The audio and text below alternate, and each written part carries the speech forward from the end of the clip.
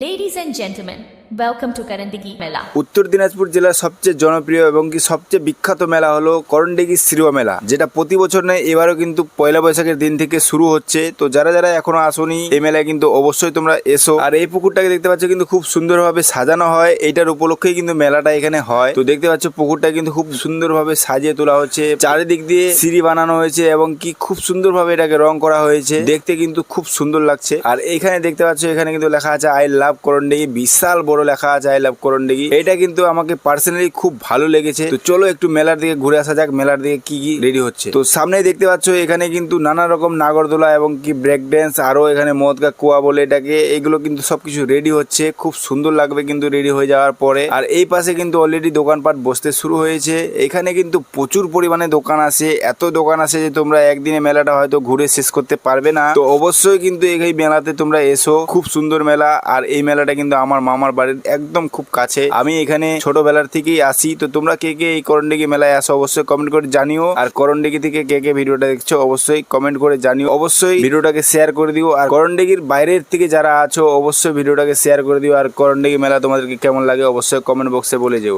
Bye bye.